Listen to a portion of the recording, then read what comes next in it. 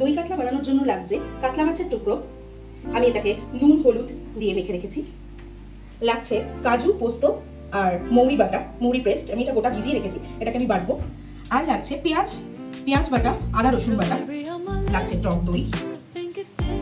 ফোড়নের জন্য লাগছে তেজপাতা, গোটা গরম মশলা, শুকনো লঙ্কা। আর আমি কড়াই তেল দিয়ে দিয়েছি, এবারে আমি মাছগুলোকে ছেড়ে দেবো একটা একটা করে।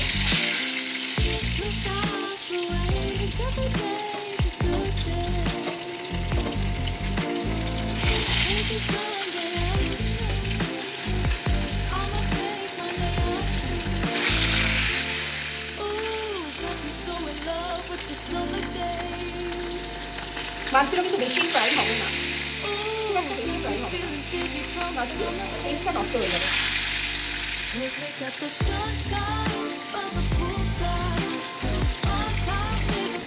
এবার কিন্তু আমি মাছগুলোকে এক এক করে মিশিয়ে দেবো।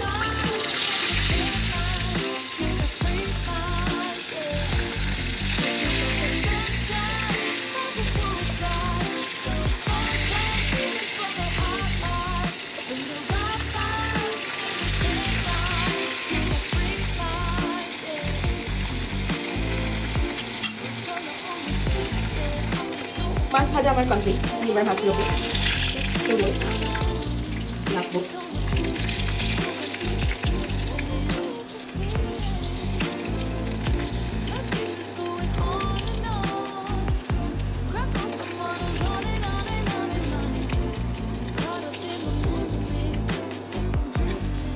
হলো আমার মাছ ভাজা। এবারে আমি তেলের মধ্যে শুকনো লঙ্কা, এলাচ, দারচিনি, লবঙ্গ, তেজপাতা, লক্ষ্য রাখতে হবে মশলাটা যেন মানে কোনোটা যেন পুড়ে না যায়। এবারে আমি এটার মধ্যে দিয়ে দেবো বেটে রাখা আদা, পেঁয়াজ, রসুন বাটা। ভালো করে নাড়াতে হবে। প্রথমেই একটা কথা আমি বলে দিই, অনেকে দই কাতলাটা সাদা রাখে, কোনো কালার দেয় না, হলুদ গুঁড়ো দেয় না, বাট আমি দিই, আমার একটু কালার ভালো লাগে, ওই জন্য আমি হলুদ গুঁড়োটা দিই।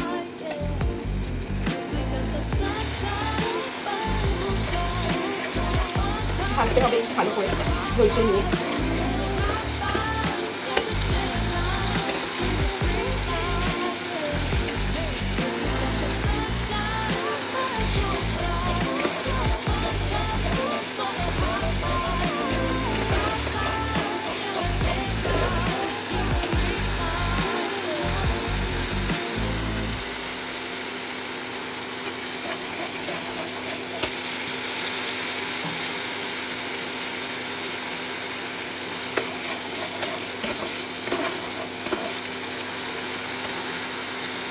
এবারে কিন্তু আমি খুব সুন্দর একটা গন্ধ বেরিয়েছে।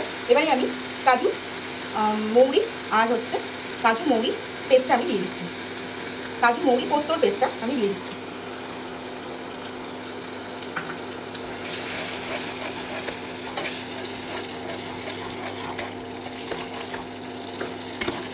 আমি আগেই হলুদ দিয়ে নিয়েছিলাম, ওটা আমার দেখানো হয়নি, আমি কিন্তু হালকা করে একটু হলুদ গুঁড়ো দিয়েছি, আপনারা যদি না চান নাও দিতে পারেন, অসুবিধা নেই।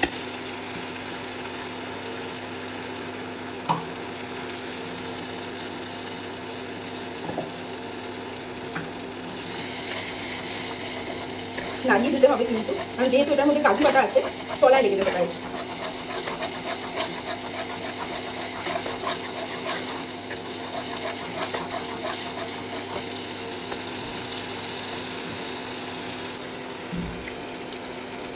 এটার মধ্যে দিয়ে দিলাম স্বাদ মতো নুন।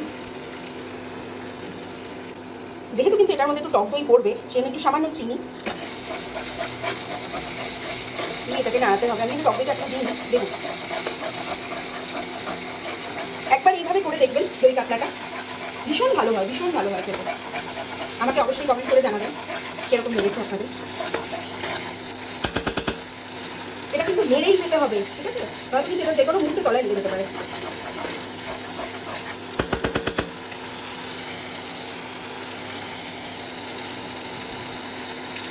এবারে আমি এটার মধ্যে টক দইটা দিয়ে দিলাম, ফেটিয়ে রেখেছিলাম, টক দইটা ফেটিয়ে রেখেছিলাম, দিয়ে দিলাম। আবার কিন্তু নাড়াতে হবে।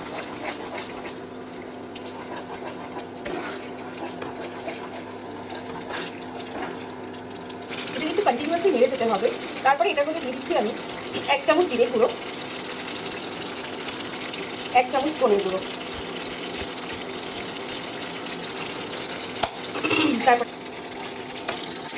তারপর আবার নাড়ছি।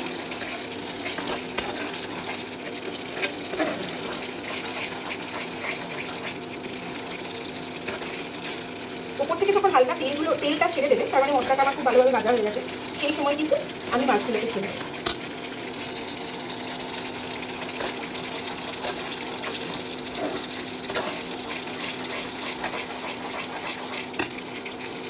অলরেডি কিন্তু তেল ছাড়তে শুরু করে দিয়েছে, তার মানে কিন্তু আমার মশলাটা প্রায় ভাজার অর্ধেকটা হয়ে গেছে।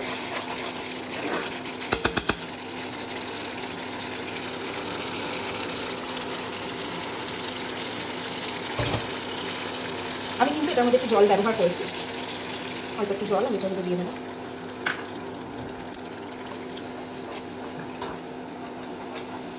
খুব সুন্দর হয়, অপূর্ব হয়। আপনারা প্লিজ একবার একটু ট্রাই করবেন আর আমাকে কমেন্ট করে জানাবেন কেমন লাগলো। তাহলে কিন্তু আমি উৎসাহ পাবো আর আমি আপনাদের জন্য আরো অনেক অনেক অনেক রেসিপি বানিয়ে দেবো।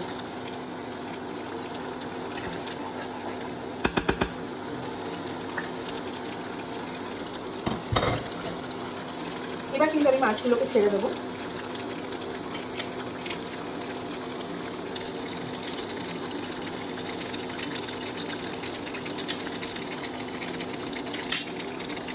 চেরা কাঁচা লঙ্কাগুলো আমি দিয়ে দিলাম।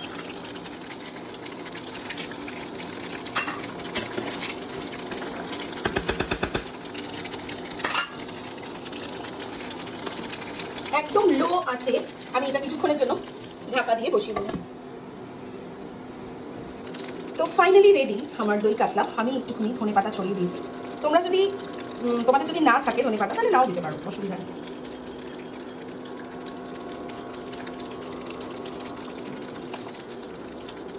তো আমার দই কাতলা রেডি, দেখে নাও ফাইনাল লুকসটা। তোমরাও ঠিক এইভাবেই করবে। অবশ্যই ভিডিওটা ভালো লাগলে লাইক, কমেন্ট, সাবস্ক্রাইব এবং অসংখ্য শেয়ার করে দেবে।